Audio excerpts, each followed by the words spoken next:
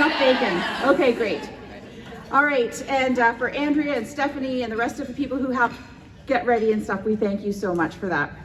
I want you to also know you don't have to rush off afterwards. If you want to visit, you're welcome to, but it is getting close to Christmas, so you probably have shopping to do and decorating to do as well. So I want to tell you a little bit about myself today. I've been attending Aldergrove Alliance Church for the past 15 years, and my husband Peter and 4 kids, we've been very involved in various ways, serving, whether it's playing and singing on the worship team, to leading as youth leaders, or going on mission trips, surfing trips. I led junior high for a while. Honestly, this church has been a big part of our life for the past 15 years. One thing I'm thankful for, we're not a big church, but we've been a Bible-believing church. And one thing I'm very grateful for is that we continue to preach the gospel. I was trying to figure out how to tell my story, as it really is a random thread of many events and experiences. But as I was reflecting on my journey, the thread that kept coming up through my life was that God keeps his promises all the time, and in his time, not my time. So I started off listing off a few of the promises I've learned from the Bible over the years, and on your table, you'll find some of these promises, and you're welcome to take that home with you. Promises like, I have come that you might have life and have it abundantly. Promises from God that says, I will never leave you, I will never forsake you. Come to me, all who are weary and heavy laden, and I will give you rest, says the Lord. Cast all your anxiety on me, and because he cares for you. Like, God cares for you so much that we can just trust him with our anxiety. Trust in the Lord with all your heart and lean not on your own understanding, and he will direct your path. These promises have been this common thread. And in fact, I brought a sign. The sign says, God keeps his promises. And I told my husband years ago, I said, this sign will never come down out of my kitchen, ever. I don't care what renovations we do, I will always have this sign as a reminder. And then he saw me pack it and it was in my bag today. He goes, I thought you'd never take that sign down. I said, it's that important. I want these ladies to know how God keeps his promises. So just remember this visual. God keeps his promises.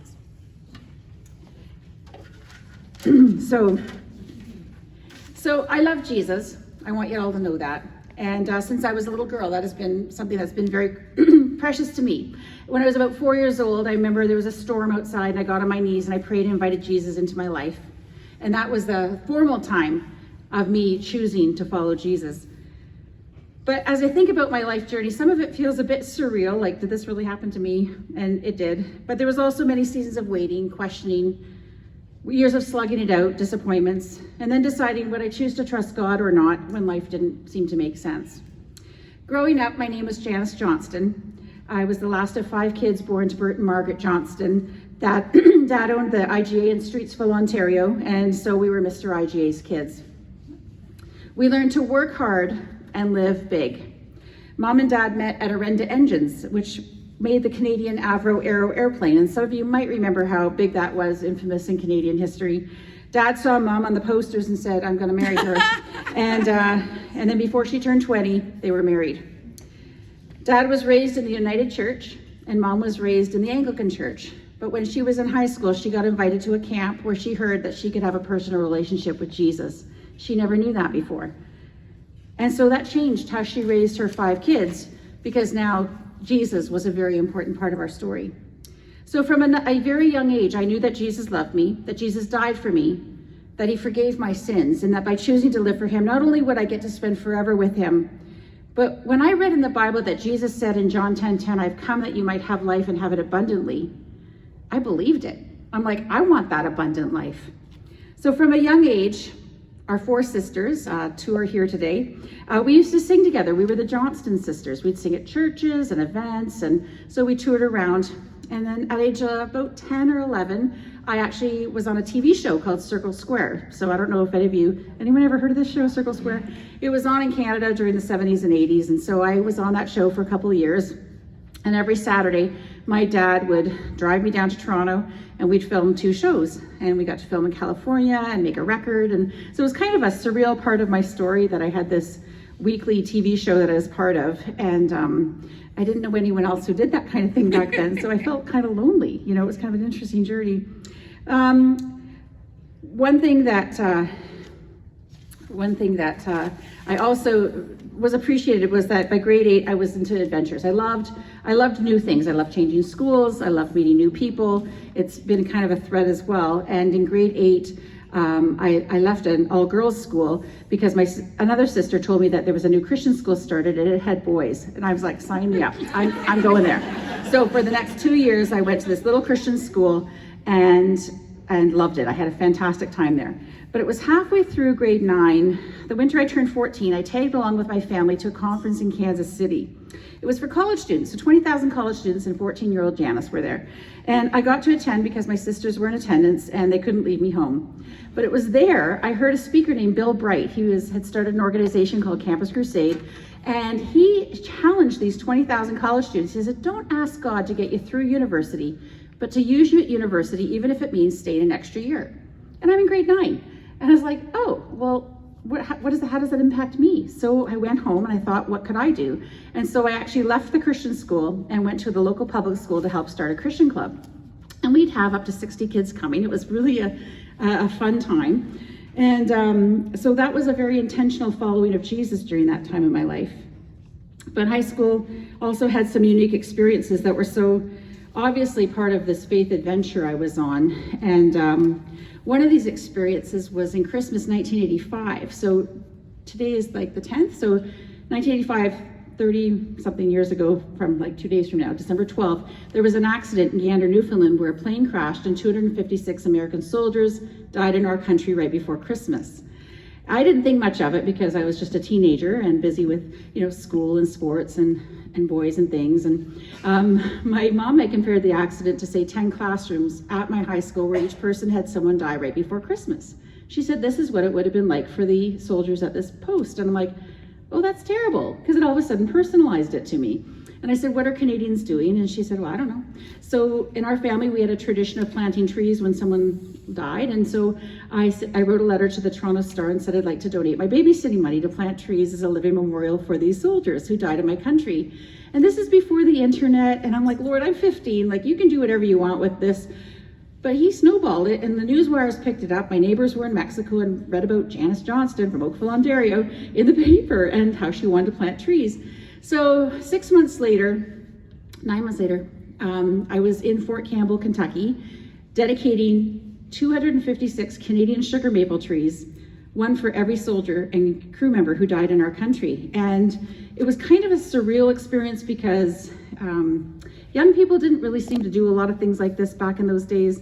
And I was like, Lord, this is all yours. And so I didn't even talk about it. I actually didn't even talk about it for quite a long time. And it wasn't until literally 25 years ago, my daughter Tori, who's with us here today, she was 15. We were driving near Fort Campbell, and my husband said, why don't we stop there? So we stopped, and at the booth, they're like, what is the purpose of your visit here? Tight security since 9/11. And I said, well, I'd like to show my kids these trees. And the lady, this tough security guard, said, she dropped her pen, her eyes welled up with tears, and she said, not a day goes by when I don't drive by those trees and think about my cousin who was on that flight. Thank you for what you did. And what that did to me was tell me that this story actually was important to tell, because we need to inspire other young people to want to make a difference. Because all it was an idea, and sometimes we think, oh, my idea doesn't matter. Your ideas do matter, and sometimes those are from God. So I just want to encourage you, if you have an idea, don't be hesitant to just lean into that.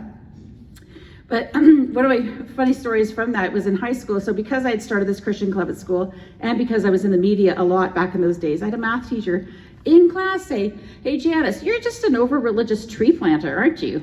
And like, who calls you out like that in school? I'm grateful I didn't have a issue with that, but I didn't find it too funny at the time. But a funny story that did happen was because of this Fort Campbell story, I was invited into Prime Minister Brian Mulroney's office. And so I guess I got into his Rolodex, because 6 months after that meeting with him, my dad calls me downstairs. He goes, Janice, you got a phone call. The Prime Minister's on the phone. I'm like, the Prime Minister's not on the phone. And sure enough, I pick up the phone and I say, hello, this is Janice Johnston. And he goes, Janice? And I'm like, is it Brian? I felt like saying that back to him. And he goes, I think there's been a communication gap. We'll call you right back. And sure enough, they called the wrong Janice Johnston. The Prime Minister, imagine. So anyway, that was kind of a fun story. So after high school, I came west to Trinity Western. I was a reluctant student there because I didn't want to go where my three sisters had gone. And someone said, would you try it for 1 year? And I did, and I loved it. Had a great experience there. I planned to go back to Ontario and get, married maybe at 26, make my millions by 30. I had that all figured out. But a quick story though, in 1994, related to the millions, I won a contest to shoot for $1 million from center ice at a Canucks game. It was game number 4 of the playoffs. And it was like me and 4 guys named Bob. And they all are like, fancy shooting. And I didn't know how to play hockey at all, even though I had lots of hockey people in the family. Anyway, I shot and I hear this from the whole arena, and I missed by 1 inch. 1 inch. I even picked a stick that said Christian on it because I was going to be bold. And I said to God, God, if I win, I'm going to donate my 10% to the church. And it's going to be the first church in Canada sponsored by Molson's because that's who's sponsored the concert. Anyway, I didn't win. I figured God wanted me to earn my money the old-fashioned way. But so back to my university story. By 3rd year, I declared my major was history and started doing a lot of classes with a guy named Peter.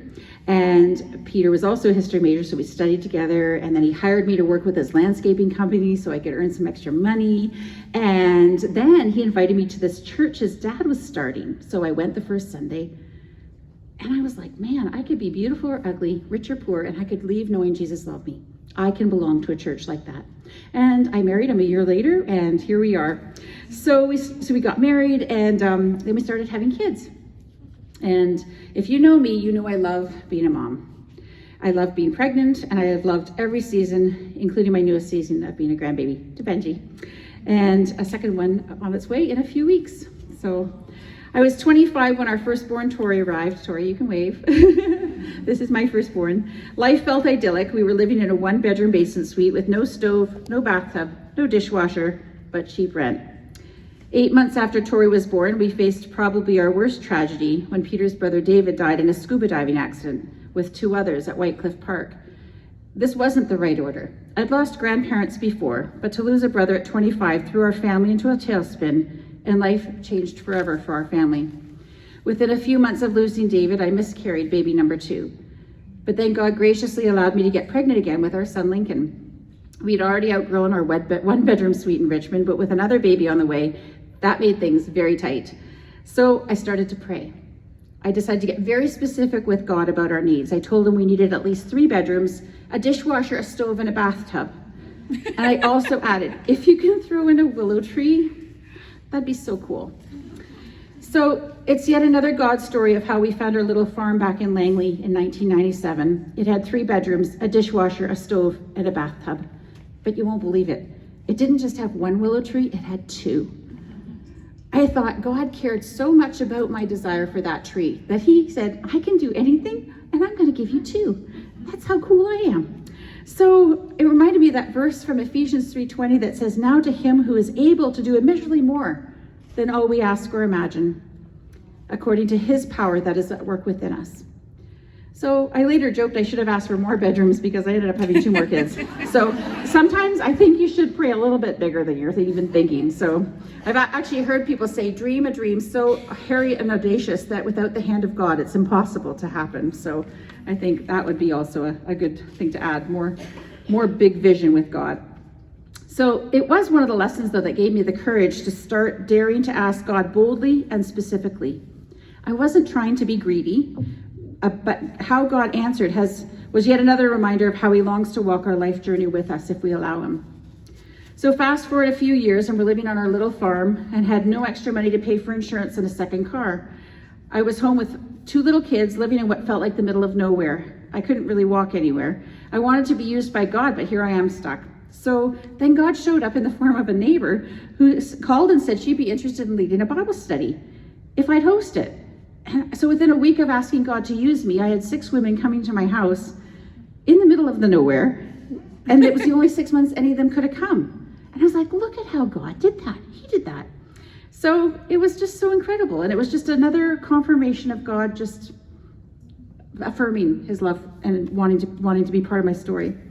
Within the next few years, we added 2 more kids. We now had Tori, Lincoln, Virginia, and Lewis. and I just love them all so much. God was so good to bring really good women into my life who were there to encourage me along the way.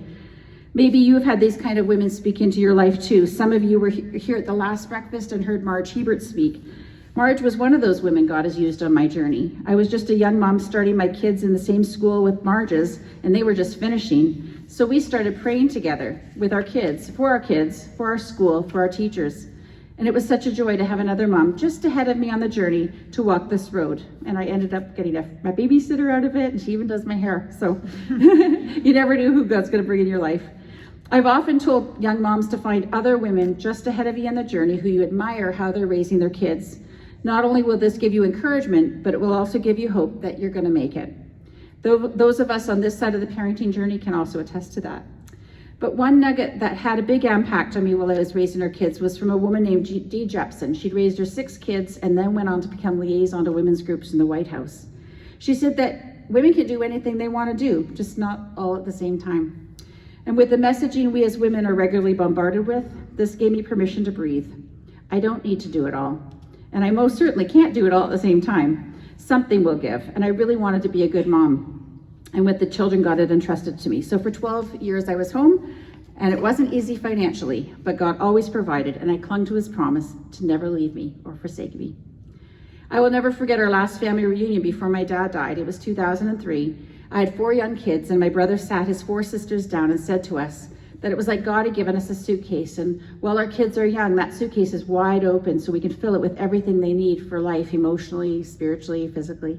He said his kids were teenagers, and he saw that suitcase was closing, and he's just trying to jam whatever he could into that suitcase. And that stuck with me as I was raising my kids, going, man, this is such an important job. And so trust me, I'm still trying to jam things in, Tori. But life back at the farm, God yet again provided for us. When our youngest Lewis started school, I started my master's degree and a part-time job. Not only did these jobs help pay the bills, the practical side, but God was so good to bring me roles that aligned with my passions. And on top of that, while my kids were young, these were jobs I could do while they were at school and work around their schedules. So I've had roles from working with schools in Rwanda with Wellspring, to producing a marriage TV show called Marriage Uncensored, to working at Trinity Western with families. And most recently, God has provided me a job. I'm the new executive director of Signal Hill, which provides life-affirming curriculum for kids and teachers and parents and families. So love to talk to you about that later. But I feel so blessed. God continues to provide. I want to live for God. This is something that has been a theme through my life, and I want to share that with you today because I can't remember a time when I haven't wanted to. I know he cares for me and my journey, but I know with confidence he cares for each of you too, no matter what you're going through. I mentioned losing a loved one, going through miscarriage and financial stresses, but no matter where you are right now, you are not alone. Those promises from God in his word are true for each of us. But the best promise he gave us is from John 3:16. For God so loved the world that he gave his only begotten son, that whoever believes in him should not perish but have everlasting life. That is a promise you can trust. If you are here today and have never heard this good news, I pray that you'll receive it and know that God can be trusted. He promises to guide and direct us. He doesn't promise an easy life, nor does he promise we won't face hard times. In fact, he does say if we choose to come and follow him, there will be troubles. But once again, he promises, I have overcome the world. Ladies, we don't live in a day and age where it's popular to be a follower of Jesus. The world happily takes his holy name in vain.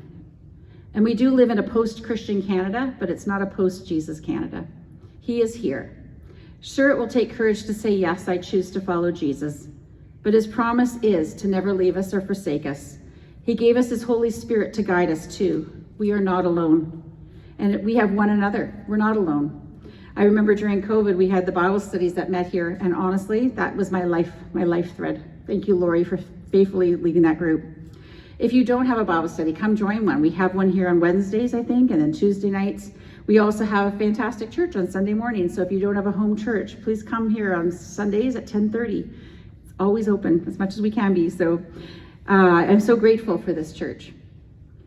It's been an honor and privilege to share some of my story with you today.